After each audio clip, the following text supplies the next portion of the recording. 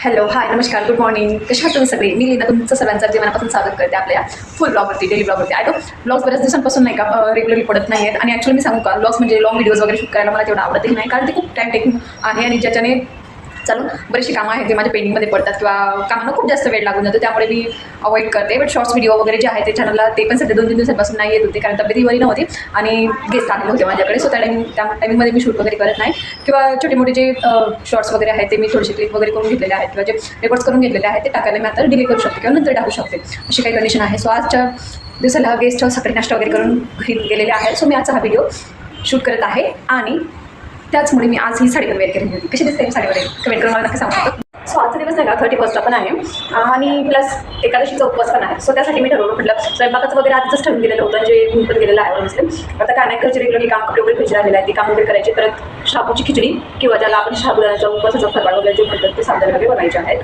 चला तर पुढे तुम्हाला दाखवत जाते काय काय काम करते, काय करते ते तुम्ही पण बघा. आणि प्लीज व्हिडिओ शॉर्टपर्यंत नक्की बघत जा. व्हिडिओ आवडल्यास लाईक करत जा आणि चॅनलला सबस्क्राईब करून ठेवा, जे कोणी नवीन असतील ते. आणि ज्यांनी सबस्क्राईब केलं असेल ते कमेंट करायला विसरू नका.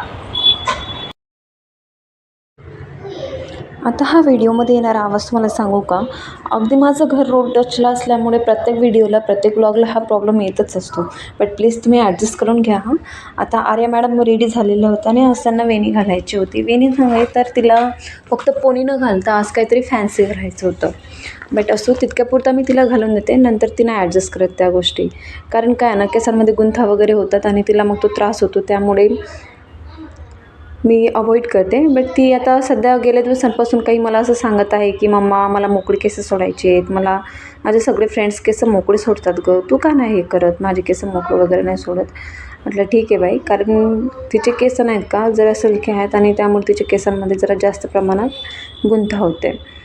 असो, रोजची कामं असतात, रोजची कामं रुटीनमध्ये असतात आणि एक सवय मला मात्र नेहमीची आहे आणि रोजची आहे, ती म्हणजे क्लिनिंग.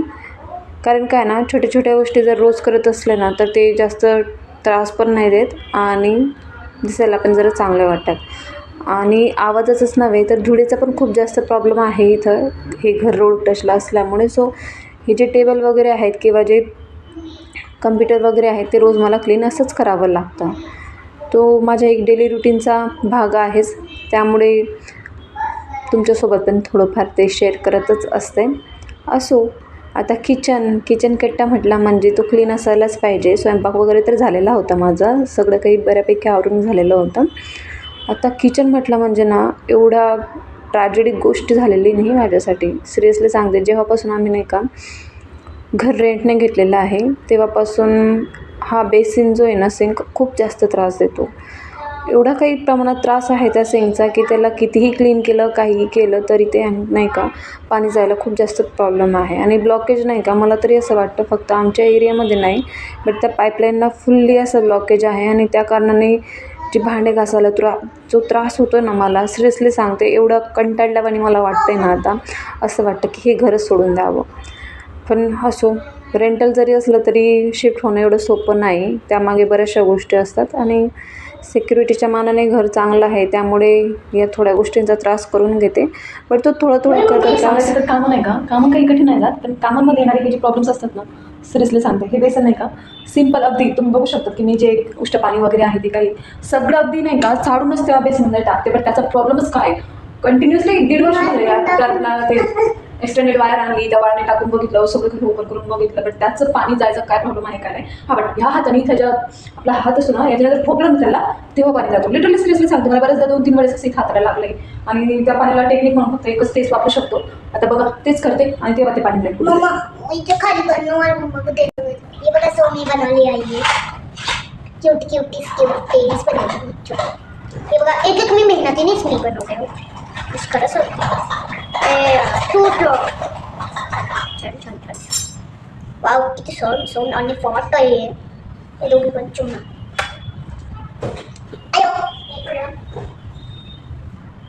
ये दोघी पण थोडे चुना.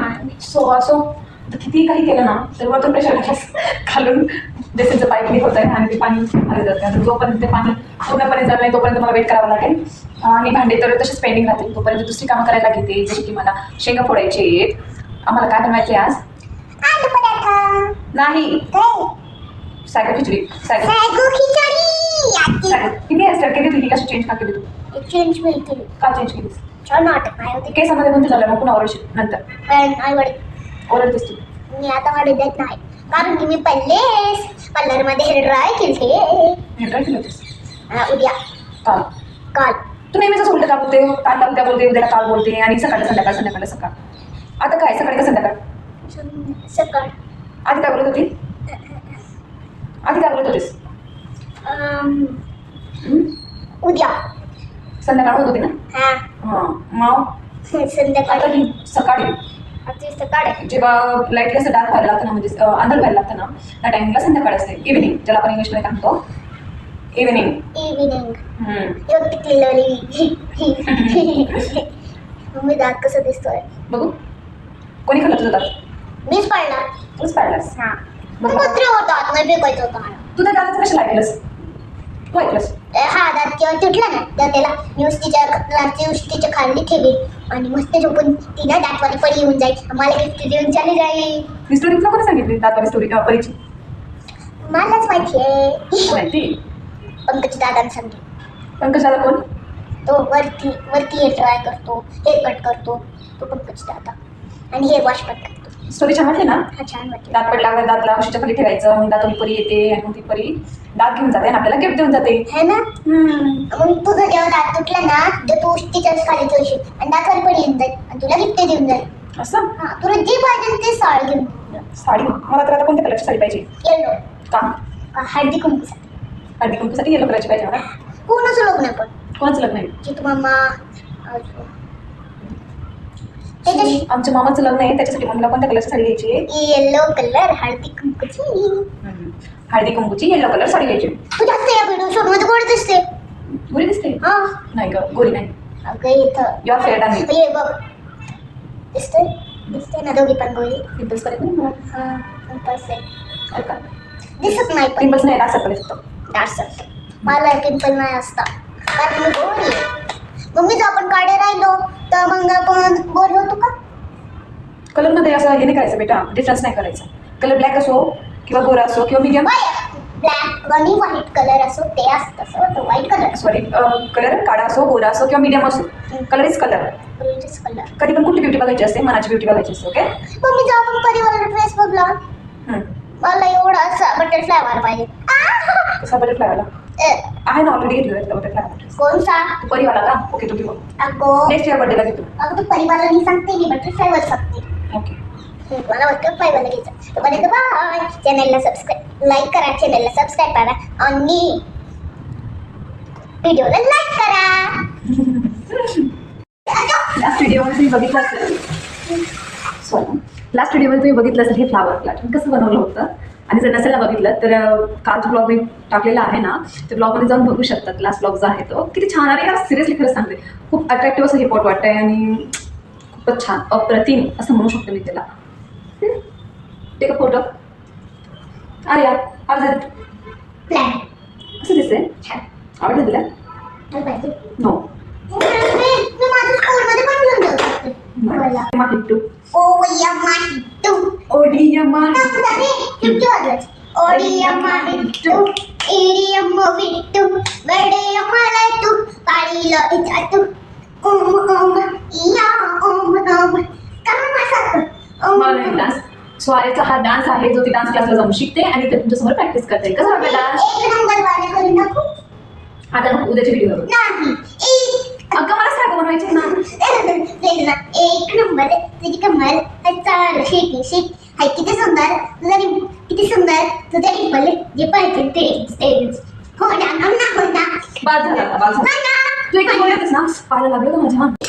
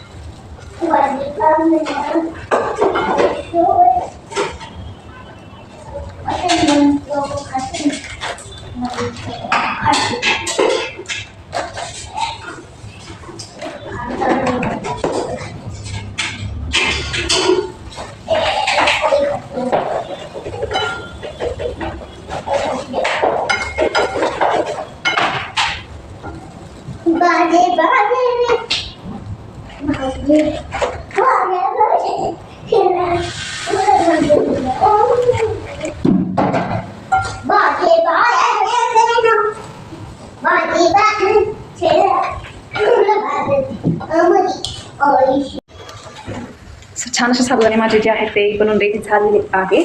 आता 2 ते 3 मिनिटं त्यांना छान वाफू देते आणि गरमागरम खायला घेते. सागो कोण खाणार अजून? तुला खायचे? त्याआधी एक काम करावं लागेल. 1चा टेबल बोलून दाखव. 1 1 1, 1 2 2, 1 3 3, 1 4 4, 1 5 5, 1 6 6, 1 7 7, 1 8 8, 1 9 9, 1 10 10, 2 1 1, 2 2 2. 2चा टेबलला अजून प्रॅक्टिसची गरज आहे आपल्याला. 2 2 1 2 2 1 2 2 2. प्रॅक्टिस करून घेतो शिकवताना. मी सावधानी करत असताना एक बघितलं असेल की मी सॅगोजमध्ये दूध टाकलं. का टाकलं तर ते तुम्ही मला कमेंट करून विचारा, मी तुम्हाला आन्सर करेल. हो, आणि जर कमेंट जास्त असल्या तरच मी त्यांना रिप्लाय पण करायला